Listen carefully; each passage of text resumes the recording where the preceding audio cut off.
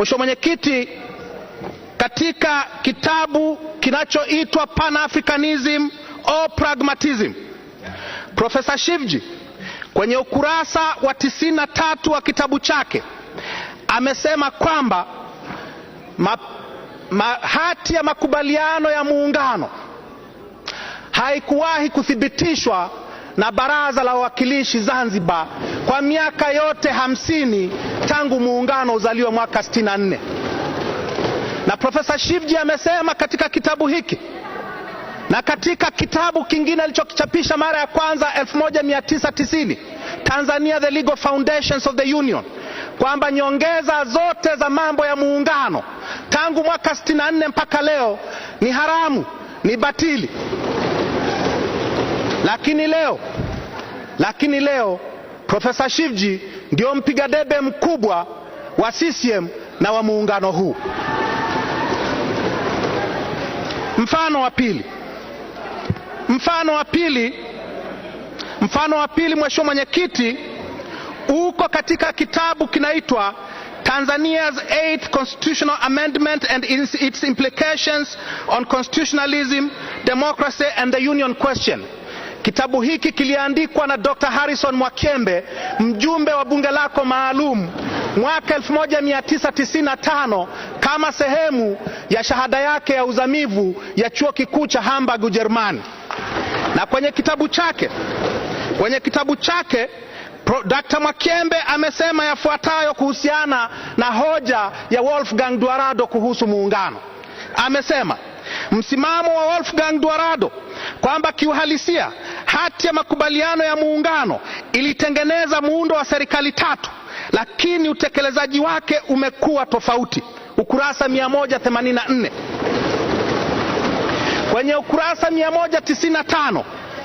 ukurasa 195 Dr. Mwakyembe anasema mfumo wa shirikisho la serikali tatu kama ilivyopendekezwa na tume ya Nyalali na kuungwa mkono na vyama na makundi ya upinzani unaonekana kuwa ndio njia pekee katika hali ya sasa ya Tanzania, kwa sababu mfumo huo unaweza kutoa kile ambacho kimekosekana katika utaratibu wa sasa, yaani mgawanyo wa wazi wa mamlaka kati ya nchi washirika na kati ya muungano na washirika wake.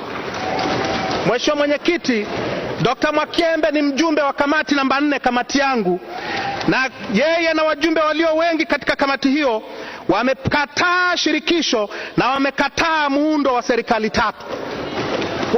Ambao wamezoea kuishi kwa uongo hawawezi wakajifunza kusema ukweli. Mfano wa tatu, Mheshimiwa Mwenyekiti, unahusu walioandika kitabu hiki. Kinaitwa Maoni kuhusu Rasimu ya Katiba, kimeandaliwa na wahadhiri wa sheria wa vyuo vikuu 15 vya Tanzania. Wahadhiri hao wanasema katika ukurasa wa 2 wa kitabu chao, wanasema kwamba sisi wahadhiri tuliojumuika kujadili rasimu ya pili ya katiba tutajikita katika dhana ya demokrasia katika kujadili rasimu hii inayobeba muundo wa muungano wa serikali tatu wanaoutaka wananchi. Tunaunga mkono muungano wenye muundo wa shirikisho lenye serikali tatu ambazo ni serikali ya Jamhuri ya Muungano wa Tanzania, serikali ya Mapinduzi ya Zanzibar na serikali ya Tanganyika. Baadhi ya wahadhiri hawa walioandika maneno haya wako humu ndani, na hawa walioko humu ndani wamepiga kura kukataa muundo wa shirikisho na muundo wa serikali tatu. Mfano wa 4, Mheshimiwa Mwenyekiti, unamhusu baba wa taifa. Mwaka 1968 akizungumza na gazeti la Observer la London, Rais wa Jamhuri ya Muungano Mwalimu Nyerere alizungumza habari ya muungano kwa maneno haya yafuatayo. 20 Aprili 1968, iwapo umma wa Zanzibar bila ya ushawishi kutoka nje na kwa sababu zao wenyewe wataona kuwa muungano una hasara kwa uhai wao, sitawapiga mabomu kuwalazimisha. Muungano utakuwa hauna tena sababu ya kuendelea iwapo washiriki wake wataamua kuukana. Mwaka 1968. Mwaka 1984 Wazanzibari walipohoji muungano walipohoji muungano, Alhaji Aboud Jumbe akafukuzwa kazi, amewekwa kizuizini Mji Mwema mpaka leo. Wolfgang Duarado akawekwa kizuizini. Bashir kwa Uswanzi akapakiwa ndege ya kwanza ya Dar es Salaam akapelekwa Ghana. Na Mwalimu Nyerere baadaye akasema kwamba kwenye uongozi wetu na hatima ya Tanzania, akasema huko nyuma baadhi ya viongozi wa Zanzibar wapinzani wa muungano wamewahi kudai tufanye referendum kwa Zanzibar kuhusu muungano, tukakataa kwa sababu safi kabisa. Hawakukataa, waliwafukuza kazi wakawaweka kizuizini. Waliozoea kuishi kwa uongo hawawezi kusema kweli.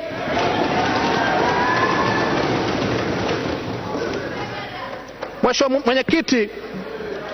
Mwenyekiti, wajumbe wengi wamekuja hapa wanasema tutavunja hati ya makubaliano ya muungano. Tutavunja hati ya makubaliano ya muungano. Swali la kwanza na la msingi kabisa linalohitaji kuulizwa, je, hati hii ipo?